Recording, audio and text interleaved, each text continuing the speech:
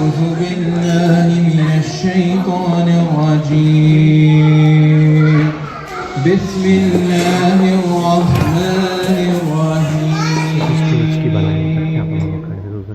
اقرأ باسم ربك الذي خلق خلق الإنسان من علق اقرأ وربك الأكرم الذي علم بالقلم علم الإنسان ما لم يعلم بسم الله الرحمن الرحيم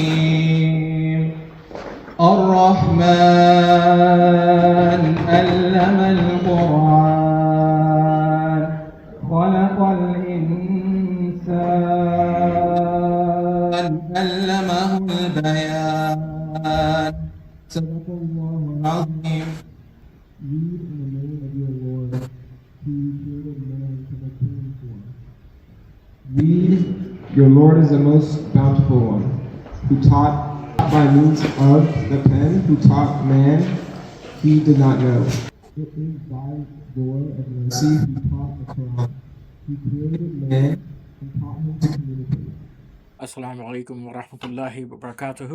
بسم اللہ الرحمن الرحیم. خوش آمدید، اور اس خوشی کے موقع پر ہمارے ساتھ شامل ہونے کے لیے بہت بہت شکریہ. نیک اولاد ان 3 چیزوں میں سے ایک ہے جو اس دنیا سے جانے کے بعد بھی ہمیں فائدہ پہنچاتی ہے. سورہ تغابن کی آیہ 15، انما اموالکم و اولادکم فتنہ، تمہارے مال اور تمہاری اولاد ایک آزمائش ہے. سورہ المنافقون آیہ نمبر 9، یا ایہا الذین آمنوا لا تلہکم اموالکم ولا اولادکم عن ذکر اللہ، اے لوگو جو ایمان لائے ہو، تمہارے مال اور تمہاری اولادیں تمہیں اللہ کے ذکر سے غافل نہ کر. ایک حدیث کے مطابق اولاد کے والدین پر 3 حق ہوتے ہیں. سب سے پہلا ان کو اچھا نام دینا ہے. سورہ الاحزاب کی آیت نمبر 5، ادعوہم لآبائہم هو اقسط عند اللہ، انہیں ان کے باپ کے ناموں سے پکارو، یہ اللہ کے نزدیک زیادہ جائز ہے. اسی اصول کے تحت ہمیں لڑکیوں کے نام شادیوں کے بعد نہیں بدلنے چاہیے. نہ رسول اللہ کی کسی زوجہ نے اپنا نام چینج کیا اور نہ ہی ان کی کسی بیٹی نے. دوسرا حق ہے بچوں کو اچھی تعلیم دینا، لیکن اس کے اوپر ہم واپس آتے ہیں. پہلے ہم بات کرتے ہیں تیسرے حق کی. تیسرا حق ہے ان کی شادی کرنا، اور اس میں جو بھی مدد ہو سکتی ہے شادی کے لیے اور اس کے بعد بھی ان کی ہیلپ کرنا. ہن لباس لکم وانتم لباس لہن، وہ تمہارے لیے لباس ہیں اور تم ان کے لیے لباس ہو. جس طرح لباس آپ کو راحت بخشتا ہے، اچھا دکھاتا ہے اور آپ کی حفاظت کرتا ہے، اسی طرح شریک حیات آپ کو اخلاقی گناہوں سے بچاتا ہے، زندگی میں مشورے اور رہنمائی کرتا ہے. جیسے ہی بچہ پیدا ہوتا ہے اسے لپیٹ کر ڈھانپا جاتا ہے، کپڑے پہنائے جاتے ہیں. اس لیے جیسے ہی بچہ بالغ ہو ان کی شادی کرنی چاہیے. سورہ کہف کے بارے میں کہا جاتا ہے کہ وہ آخری وقت کی آزمائشوں سے بچانے میں مدد کرتی ہے. سوروں میں مذکور تمام کہانیاں مادیت پرستی کے خلاف خبردار کرتی ہیں. آج زیادہ تر شادیاں مادیت پرستی کی وجہ سے تاخیر کا شکار ہوتی ہیں. بچوں کی شادی اور بامعنی تعلقات استوار کرنے میں ان کی مدد کریں. شادی جذباتی، جسمانی اور نفسیاتی تعلق کو مضبوط کرتی ہے. اسلام میں کوئی عمر مقرر نہیں کی گئی کہ کب شادی ہونی چاہیے. نئے کپل کو اپنے پاؤں پہ کھڑے ہونے کے لیے مالی مدد کی ضرورت ہوتی ہے. اسی وجہ سے اس کی پیشہ ورانہ تعلیم اور والدین کی مدد کی اہمیت ہے، خاص طور پہ مالی طور پہ. اب ہم آتے ہیں واپس حق نمبر 2 کے، یعنی اس کو اچھا نام دینے اور اس کی شادی کرنے کے بیچ میں ان کا دوسرا حق ہے، وہ ہے ان کو اچھی تربیت اور تعلیم دینا. بچوں کی اچھی تعلیم و تربیت کے لیے بھی 3 چیزیں ضروری ہیں. اس میں سب سے پہلے خود والدین کا تقوی اور تحفظ لازمی ہے. سورہ تحریم کی آیت نمبر 6، یا ایہا الذین آمنوا قوا انفسکم واہلیکم نارا وقودها الناس والحجارہ، اے ایمان والوں اپنے آپ کو اور اپنے گھر والوں کو اس آگ سے بچاؤ جس کا ایندھن انسان اور پتھر ہیں. پہلے خود کو بچانا ہے اور پھر اپنے گھر والوں، دوستوں اور اسی طرح سے اس دائرے کو آپ بڑھاتے جاتے ہیں. نمبر 2 جو سب سے زیادہ ضروری چیز ہے، اس کو ایک اچھا انسان بنایا جائے. پوائنٹ نمبر 3 وہ یہ ہے کہ لڑکوں اور لڑکیوں دونوں کو تعلیم دینا ہے. بدقسمتی سے کچھ مسلمان بحث کرتے ہیں کہ عورتیں مردوں سے کم ہیں. کچھ اپنے رویے سے ظاہر کرتے ہیں۔ حضرت عیسیٰ کی والدہ مریم علیہ السلام کے لیے قرآن میں ایک سورہ ان کے نام پر ہے۔ رسول اللہ کی 4 بیٹیاں اور سیدہ خدیجہ اور ان کی باقی ازواج، ان کے کیا رتبے ہیں؟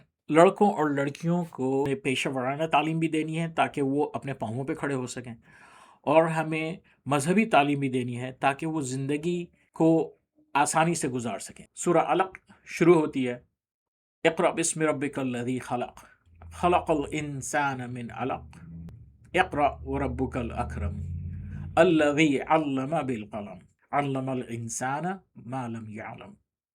اپنے رب کے نام سے پڑھو جس نے پیدا کیا، اس نے انسان کو ایک چپٹی ہوئی چیز سے پیدا کیا۔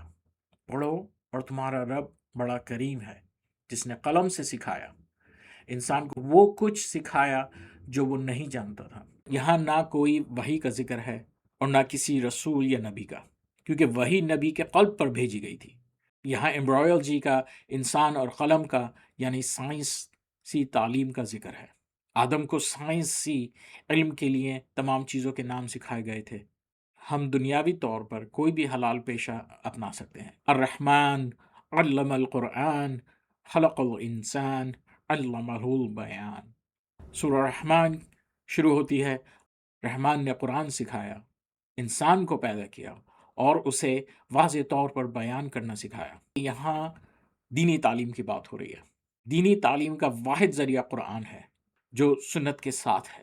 رسول اللہ نے قرآن وحی کے ذریعے حاصل کیا، ان کے دل پر نازل ہوا، اور قرآن ان کی زبان میں تھا اور ارد گرد کے حالات اور واقعات اور وقت کی ضرورت کے مطابق تھا۔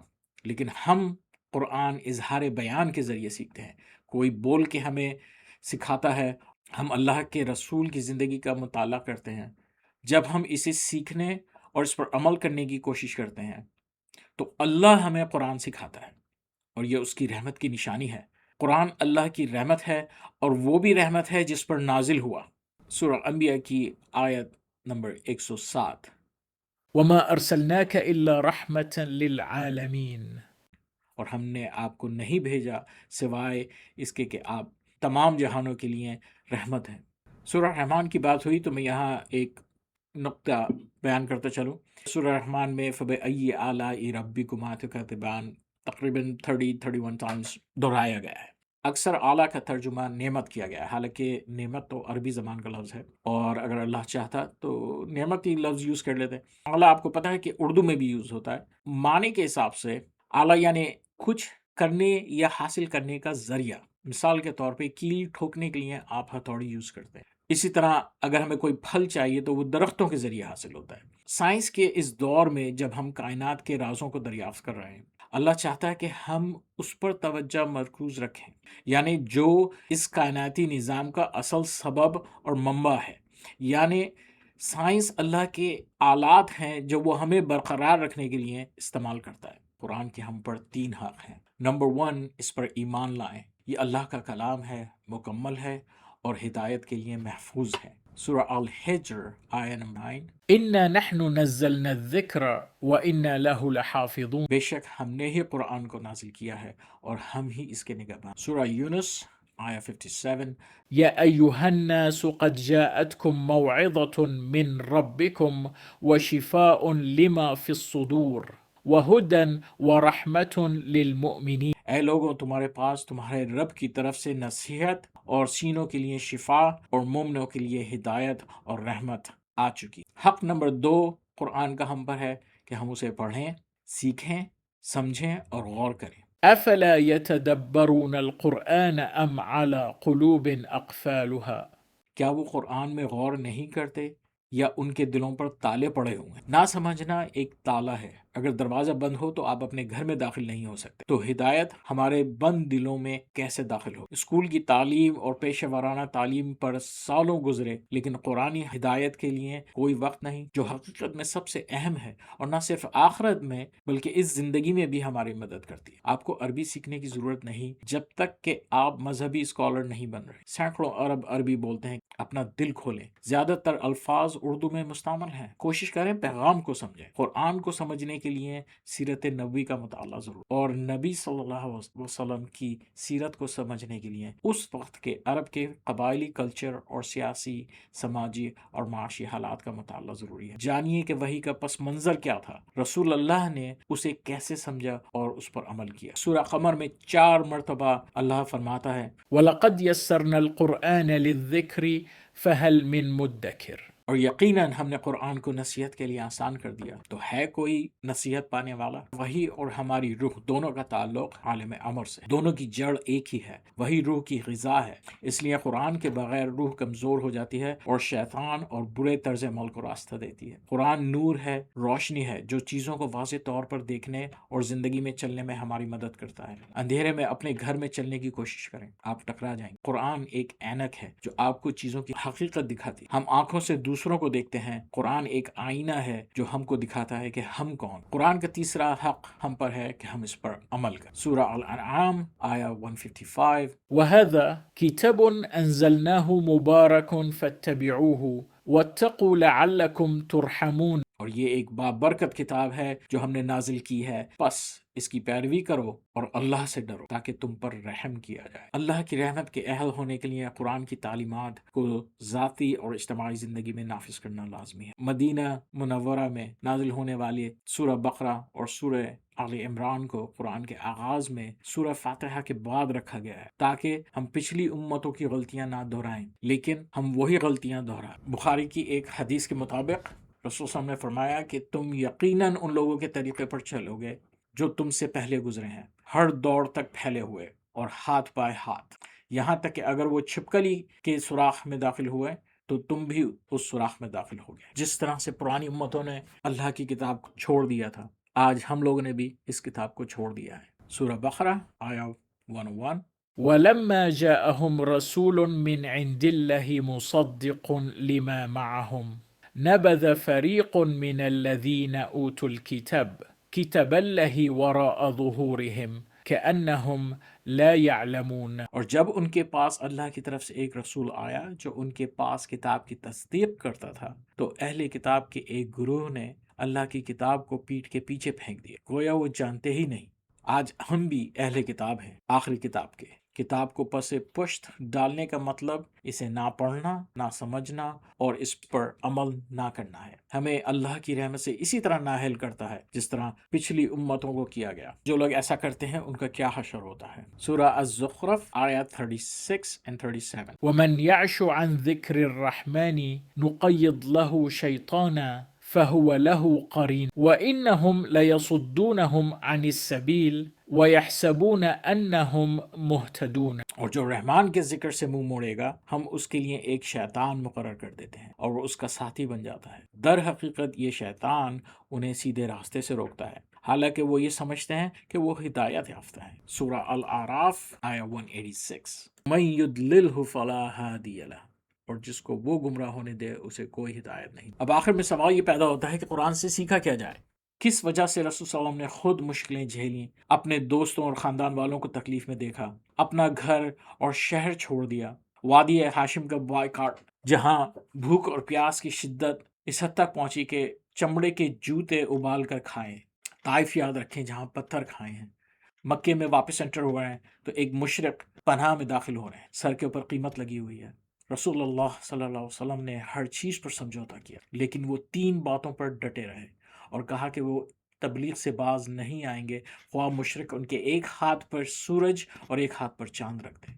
نمبر 1 چیز جو ہم قرآن سے سیکھتے ہیں وہ ہے توحید، صرف ایمان نہیں بلکہ عملی زندگی میں جادو، نظر بد، جن اور غیر اللہ سے مدد طلب کرنا عام ہو چکا ہے ہمارے معاشرے میں۔ ہم ہر نماز کی ہر رکعت میں سورہ فاتحہ پڑھتے ہیں اور وہ ایک ریمائنڈر ہے، ایاک نعبد و ایاک نستعین، ہم تیری ہی عبادت کرتے ہیں اور تجھ سے ہی مدد مانگتے۔ سورہ النساء آیا 48 ان اللہ لا یغفر ان یشرک بہ، بے شک اللہ اپنے ساتھ شرک کو معاف نہیں کرتا۔ سورہ لقمان آیت 13 یا بنی لا تشرک باللہ ان الشرک لظلم عظیم، اے میرے بیٹے اللہ کے ساتھ کسی چیز کو شریک نہ کرنا، بے شک اس کے ساتھ شرک کرنا بہت بڑا ظلم ہے۔ یعنی شرک کو ظلم سے تشبیہ دی گئی ہے۔ جب ہم شرک کرتے ہیں تو ہم اپنی ذات پر ظلم کرتے ہیں۔ بخاری کی حدیث میں آتا ہے لا حول ولا قوة الا باللہ،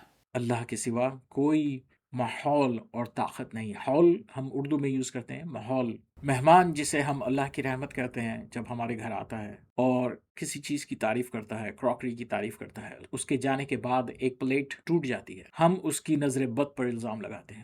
یعنی شیطان ہم پر دوہرا وار کرتا ہے، وہ ہمیں اللہ سے دور کرتا ہے اور آنے والے کے خلاف لاشعوری نفرت پیدا کرتا ہے۔ حولہ کا مطلب ہے ماحول یا حالات یا توہمات، کسی چیز یا کسی کی وجہ سے کچھ ہو رہا ہے۔ قدر ایمان کا چھٹا ستون ہے، کم از کم 20 بار قرآن میں ریپیٹ کیا گیا ہے، ان اللہ علی کل شیء قدیر، بے شک اللہ ہر چیز پر قادر ہے۔ سورہ التغابن آیا 11، ما اصاب من مصیبت الا باذن اللہ، اللہ کے حکم کے بغیر کسی پر کوئی مصیبت نہیں آتی۔ سورہ اعراف آیت 3، اتبعوا ما انزل الیکم من ربکم ولا تتبعوا من دونه اولیاء قلیلا ما تذکرون، اس کی پیروی کرو جو تمہارے رب کی طرف سے تم پر نازل ہوا ہے، اور اس کے سوا دوسرے ولیوں کی پیروی نہ کرو، بہت کم ہے جو تمہیں یاد رہتا ہے۔ لفظ بھی اولیاء یوز ہوا ہے جو ہم اردو میں یوز کرتے ہیں ولی، ان کا اتباع کرنے سے منع کیا گیا ہے،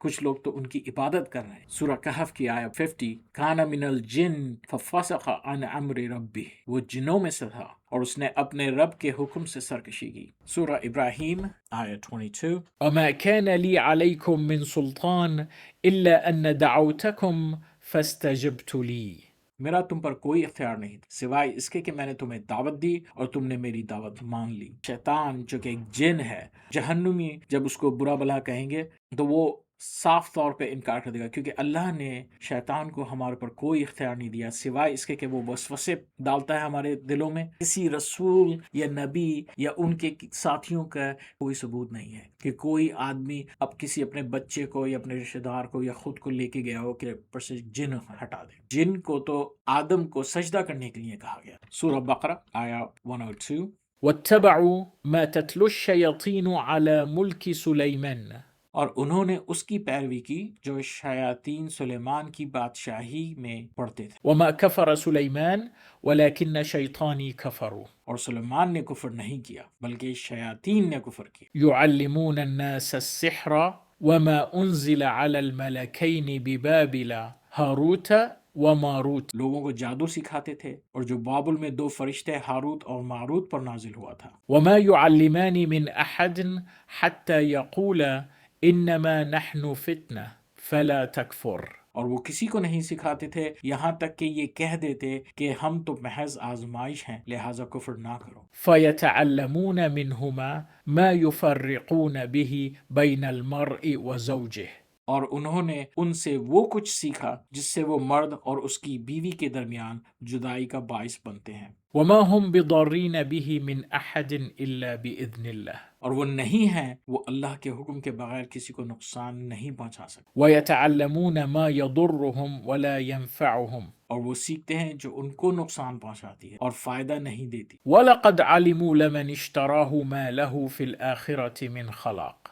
اور وہ یقیناً جانتے تھے کہ جو اسے خریدے گا اس کا آخرت میں کوئی حصہ نہیں۔ وَلَبِئْسَ مَا شَرَوْا بِهِ أَنفُسَهُمْ لَوْ كَانُوا يَعْلَمُونَ، اور کتنی بری چیز ہے جس کے بدلے انہوں نے اپنے آپ کو بیچ ڈالا، کاش وہ جان۔ سب سے پہلے تو اللہ کلیئر کرتا ہے سلیمان علیہ السلام کا نام کہ انہوں نے کفر نہیں کیا۔ کل ہمارے یہاں بھی نقش سلیمانی یعنی حضرت سلیمان کے نام پر جو ہے یہ چیزیں کی جاتی ہیں۔ دوسرا امپورٹنٹ چیز ہے کہ یہاں جادو کو کفر کہا گیا ہے۔ تیسری چیز یہ ہے کہ جو ہاروت اور ماروت کو بھیجا گیا تھا ایک امتحان کے لیے، وہ لوگوں کو بتاتے تھے کہ ہمیں آزمائش کے لیے بھیجا گیا ہے، یہ ہم سے نہیں سیکھ۔ اس سے بڑا جادو کس کے پاس ہوگا جس کو اللہ بھیج رہا ہے لوگوں کو آزمانے کے لیے، یعنی فرعون کے بھی جادوگروں سے زیادہ طاقتور جادو۔ اور ایک اور جو ضروری بات یہاں پر آپ سیکھ سکتے ہیں کہ اللہ کے حکم کے بغیر کسی کو کوئی نقصان نہیں پہنچ سکتا، اور جادو وہ ہے جو کرنے والے کو نقصان پہنچاتا ہے، جس پر کیا جاتا ہے اس کا کوئی نقصان نہیں ہوتا، اور اگر نقصان ہوتا ہے تو وہ صرف اللہ کی مرضی کی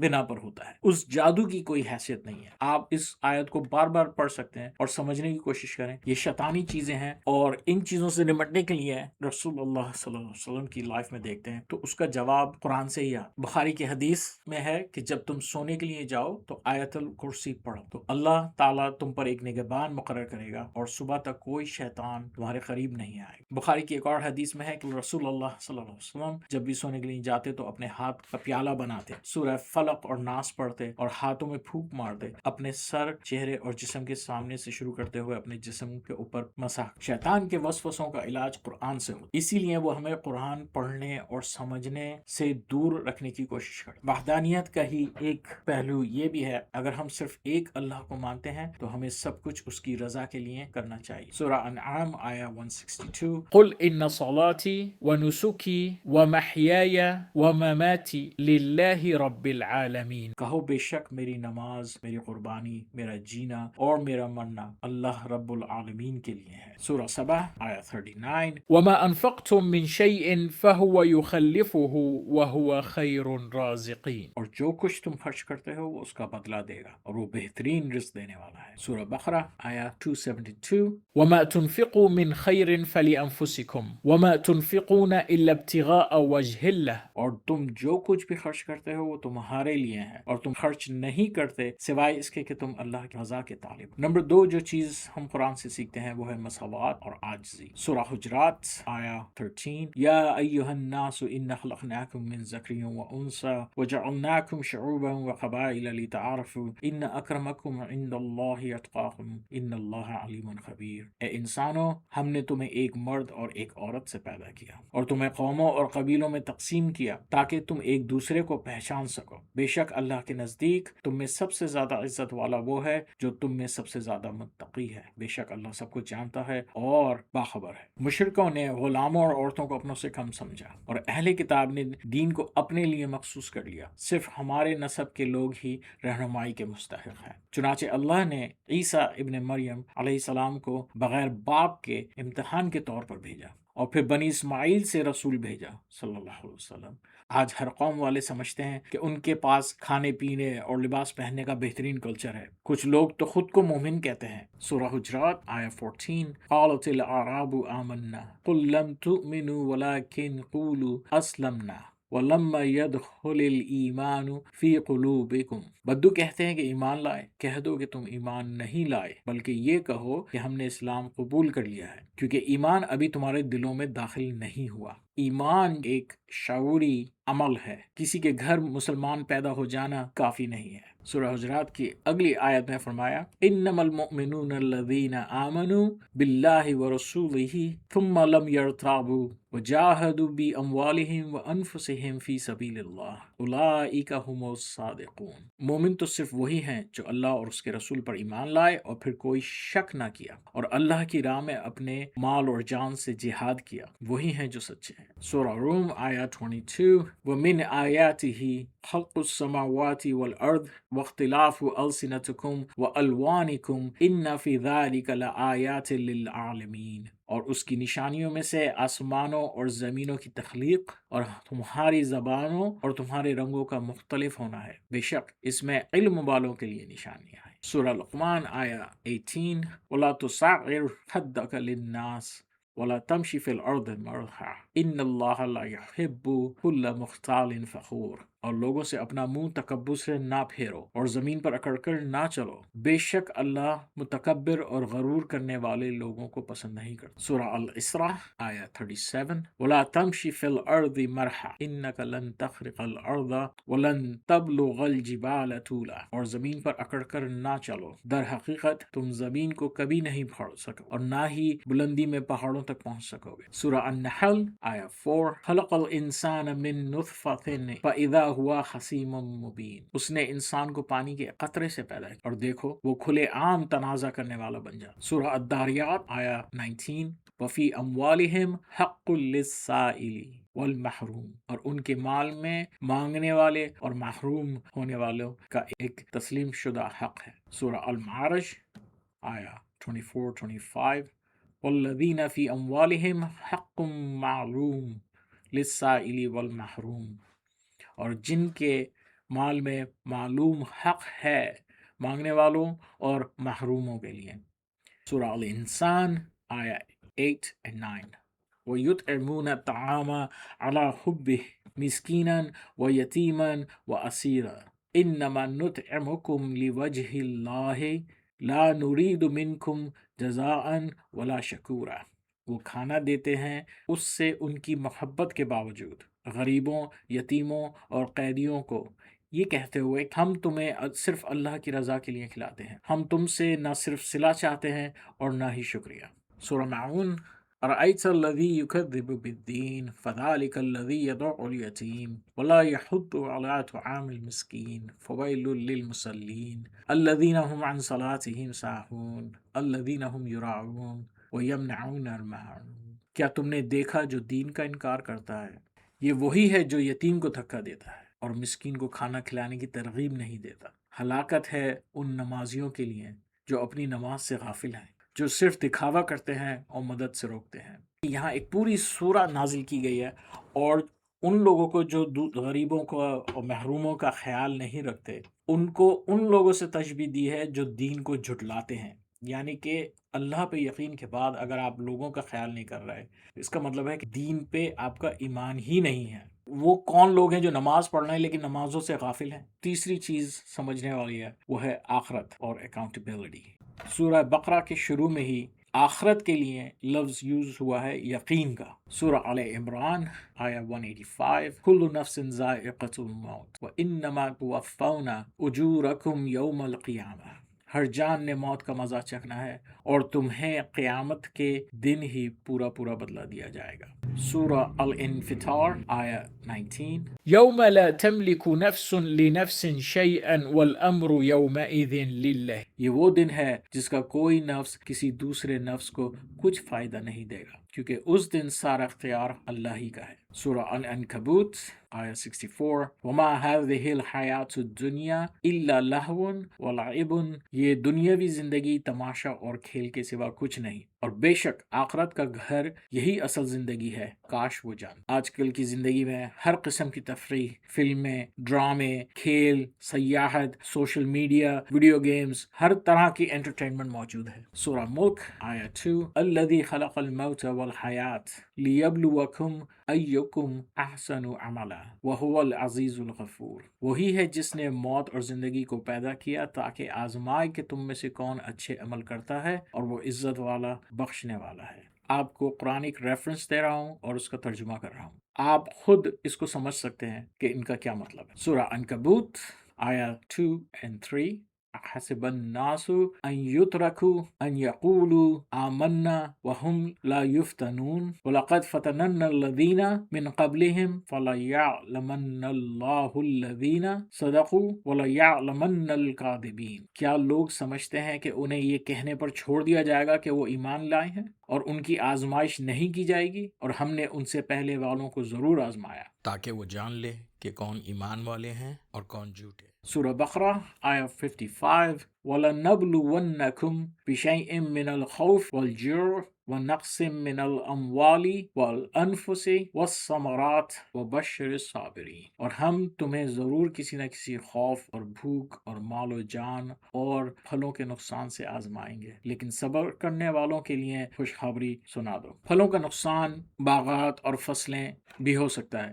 لیکن اس کا مطلب یہ بھی ہو سکتا ہے کہ کوئی شخص کسی بھی چیز کو حاصل کرنے کی کوشش کرتا ہے لیکن وہ کسی بھی وجہ سے ناکام ہو جاتا ہے، خاص طور پر اگر وہ اللہ کی رضا کے لیے ہو۔ سورہ آل عمران آیا 26، وَتُعِزُّ مَن تَشَاءُ وَتُذِلُّ مَن تَشَاءُ، تو جسے چاہتا ہے عزت دیتا ہے اور جسے چاہتا ہے بے عزت کرتا ہے۔ گھر گاڑی کی حیثیت عزت، رحمت اور فضل نہیں ہے، یہ ذمہ داری ہے جس کے لیے ہم جواب دہ ہوں گے۔ ایسی چیزیں فرعون، نمرود اور قارون کو بکثرت دی گئیں، لیکن ان کا انجام کیا ہوا؟ نیت، رویہ اور عمل یعنی اخلاق سب سے زیادہ اہمیت رکھتا ہے۔ ان انبیاء کی کیا حیثیت ہے جنہوں نے ان 3 اصولوں یعنی اللہ کی وحدانیت، تعصب کے بغیر انسانیت اور دنیا اور آخرت کے احتساب کی خاطر سب کچھ قربان کر۔ رسول اللہ صلی اللہ علیہ وسلم نے ہر چیز پر سمجھوتا کیا لیکن وہ ان 3 اصولوں پر ڈٹے رہے۔ آج امریکی آزادی ان میں سے دو ستونوں پر کھڑی ہے، احتساب اور مساوات، جو بدقسمتی سے مسلمانوں نے قرآن سے منقطع ہونے کی وجہ سے کھو دیے ہیں۔ اللہ ہمیں اپنی زندگی میں قرآن پڑھنے، سمجھنے اور اس پر ثابت قدم رہنے کی ہمت اور توفیق عطا فرمائے۔ سورہ بقرہ کا اختتام ایک انتہائی اہم اور خصوصی دعا کے ساتھ ہوتا ہے جسے اکثر خطبوں میں دہرایا جاتا ہے۔ آئیے اس دعا پر ختم کرتے ہیں۔ سورہ بقرہ آیہ 286، آیہ شروع ہوتی ہے لا یکلف اللہ نفسا الا وسعها، یعنی اللہ کسی جان پر اس کی طاقت سے زیادہ بوجھ نہیں ڈالتا، اور آیہ ختم ہوتی ہے دعا کے ساتھ ربنا لا تؤاخذنا ان نسینا او اخطأنا ربنا ولا تحمل علينا اصرا كما حملته على الذين من قبلنا ربنا ولا تحملنا ما لا طاقة لنا به واعف عنا واغفر لنا وارحمنا انت مولانا فانصرنا على القوم الكافرين۔ اے رب ہمارے، اگر ہم بھول جائیں یا غلطی کر جائیں تو ہم سے حساب نہ لینا۔ اے ہمارے رب، ہم پر وہ بوجھ نہ ڈال جو تو نے ہم سے پہلے والوں پر ڈالا تھا۔ اے ہمارے رب، ہم پر وہ بوجھ نہ ڈال جو ہم برداشت نہیں کر سکتے۔ ہمیں معاف فرما، ہمیں بخش دے اور ہم پر رحم فرما، تو رحم کرنے والا ہے۔ اے ہمارے رب، ہمیں کافروں پر فتح عطا فرما۔ اللہم ارنا الحق حقا وارزقنا اتباعه وارنا الباطل باطلا وارزقنا اجتنابه۔ اے اللہ، ہمیں حق کو حق دکھا اور اس پر چلنے کی توفیق عطا فرما، اور باطل کو باطل دکھا اور اس سے بچنے کی توفیق عطا فرما۔ آمین۔ وآخر دعواہم ان الحمد للہ رب العالمین۔